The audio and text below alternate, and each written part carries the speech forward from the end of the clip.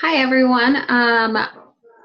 We are going to talk about professional organizations in the healthcare industry.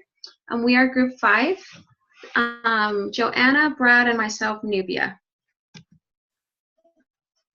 Okay, we're going to talk about professional organizations, and we're going to start talking a little bit about advocacy organizations. And this is like a general concept of what they are. So advocacy groups, also known as pressure groups, lobby groups, campaign groups, interest groups, or special interest groups, with various forms of advocacy in order to influence public opinion and or policy. They have played and continue to play an important part in the development of political and social systems. Now in the healthcare industry, it assists in patient navigation of the healthcare system to address any healthcare needs. It promotes public health benefits, programs, and resources, and focuses on improving health for all people.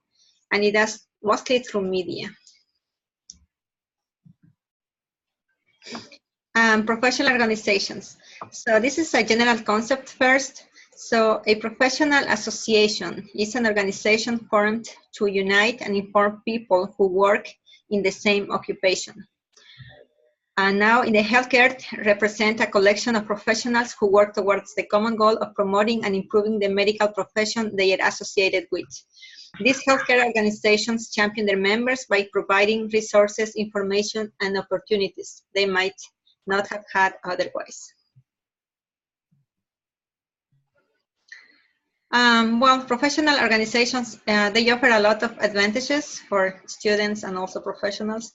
Members are bonded together as they advocate for their peers and share their challenges and triumphs with one another. Joining an association provides members with a competitive advantage because they become active, informed members of their industry.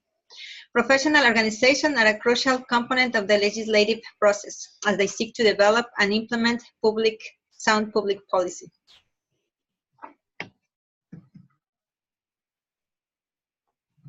Now, there are some differences between professional and advocacy groups. And as we can see, professional groups are formed by professionals, right, and for professionals. And a professional organization exists to enhance the credentials and the careers of its members, while advocacy groups are mostly interested in the needs of the community. In other words, professional organizations work to improve the effectiveness of its system, while advocacy programs are centered on helping everyone improve their health.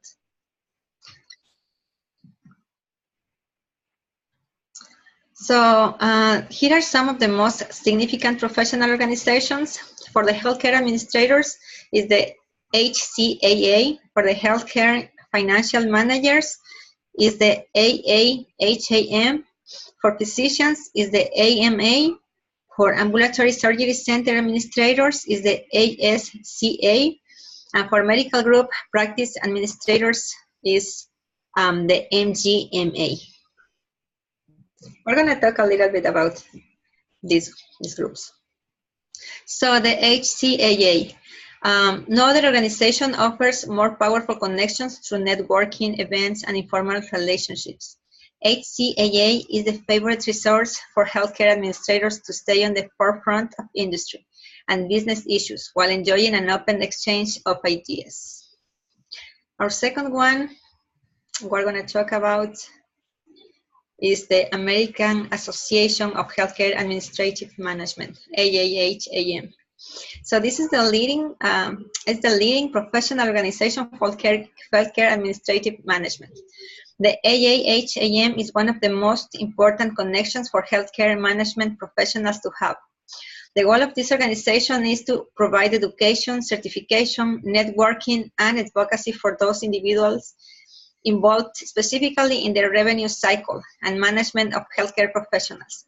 It offers regular training as well as updates and other resources. And now the AMA.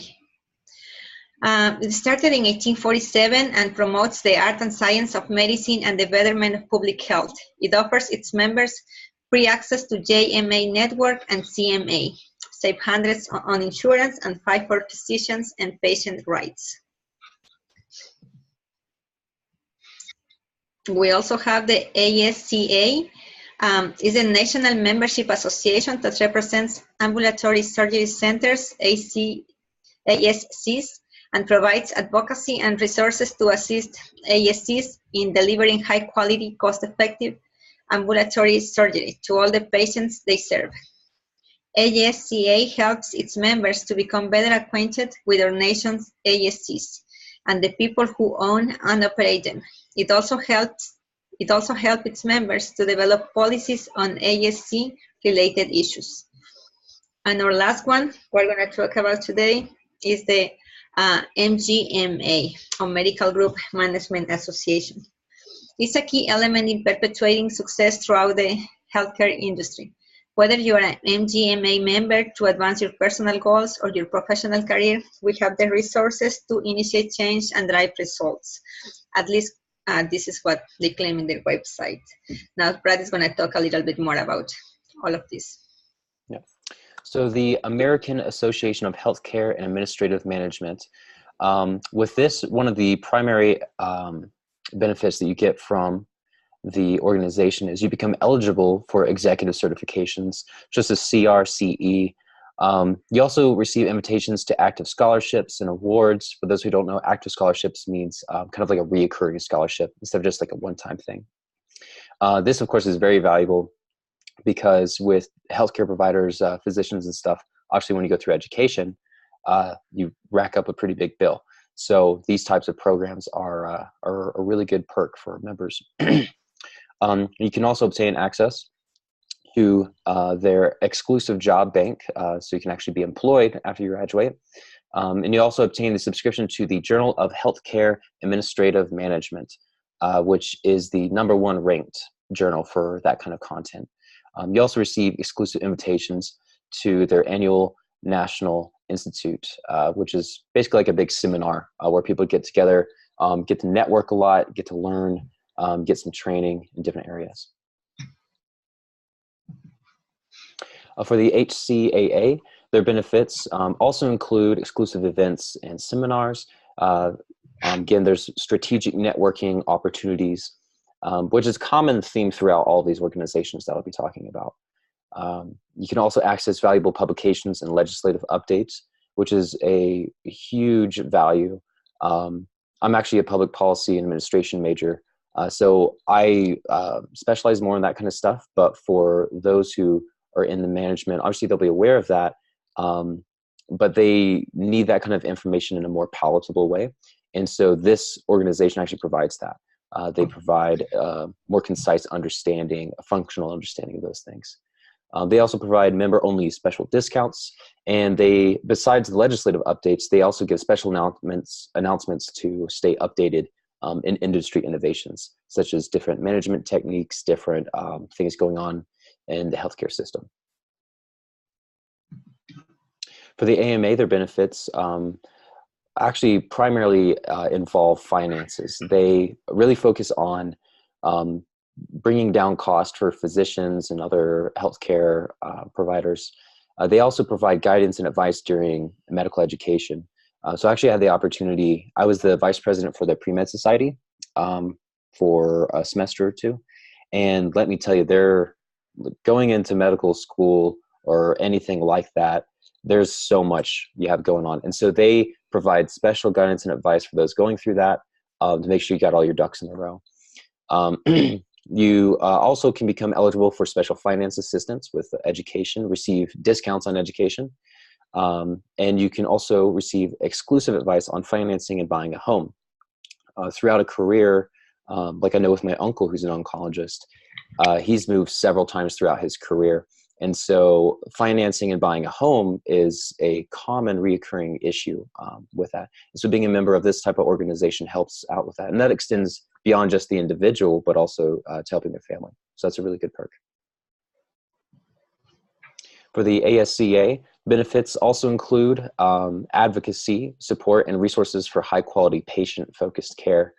This organization is much more focused on advocacy, which is what some might call lobbying, things such as that. They also allow you to take advantage of benchmark clinical operations, stay up to date on those things. They help you advance your career with exclusive trainings So similar to the other organizations, seminars, webinars, events you can go to learn. They have special times of the year. They actually go up to the Capitol to advocate for better healthcare. And for those who don't know, the way that works, because I actually did an internship in DC last semester, so I may have actually met an advocate from this organization, now that I remember. Anyways, so what they do is they may hold a hearing, a briefing for staffers who specialize in healthcare policy. And they also may, as individuals or a small group of people, as advocates, may get personal meetings with staffers and the representatives, such as a senator or a congressman, such as that. And they do their best to say, hey, this is what we need, this is what needs to change, this is what's good, this is what's bad. Basically just try to help them make better decisions with legislation. And this organization also helps you stay up to date on compliance issues and mandates. Well, so it's more policy-based things rather than legislation. And for the MGA benefits, you also obtain access to high-quality consulting. So this is different than guidance and advice for like education or something. What this is talking about is, let's say a hospital, if they have a specific issue with a certain managing something, or a relationship between different organizations involved with the hospital, they come in, they have very experienced people, very highly qualified consultants, and they come with all that technical expertise to help solve those bigger issues. So that's what that means. They also help you network. Basically, all these organizations, they say, we're going to help you network, help you get to know people, and further your training and education to advance your career. They also have exclusive seminar invitations. And with this one, they marketed it a bit more. With MGMA, they give you access to specialized product packages, which is different than the consulting. Most of these organizations have a fee to be a member of it, but they also say, hey, we have discounts on like special products. So they are a business. They are trying to sell you something, but you do get a discount. So. All right. So now I'm going to talk about trade associations and their functions. So there's 4 that I wanted to talk about. These are one of the most common ones. The first one is the Healthcare Supply Chain Association. The HSCA is a trade association that represents 14 purchasing organizations. HSCA's group purchasing members include for-profit and for nonprofit corporations, purchasing groups, associations, multi-hospital systems, and healthcare provider alliances. HSCA offers its members 5 main services: advocacy, education, ethics, information, and liaison. The next one I want to talk about, this is one of the most common ones that I've noticed, is the NCAA. It is a nonprofit organization, and it's dedicated to college athletes. According to their website, they prioritize academics, well-being, and fairness so college athletes can succeed on the field and also in the classroom, and of course for life. The third one is the American Association of Retired Persons, AARP. This is in the United States. Their mission is to empower people to choose how they live as they age. AARP is the America's leading organization for people age 50 and older, providing members benefits, marketing services, and lobbying on their behalf. They also provide like information, education, and community services. The last one is the National Association of Realtors, NAR.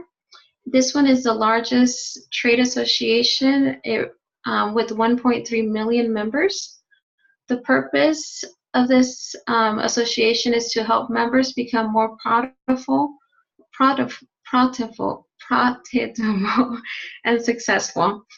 NAR provides professional development, research, and exchange of information among its members and to the public and government for the purpose of preserving the free enterprise system and the right to own real property.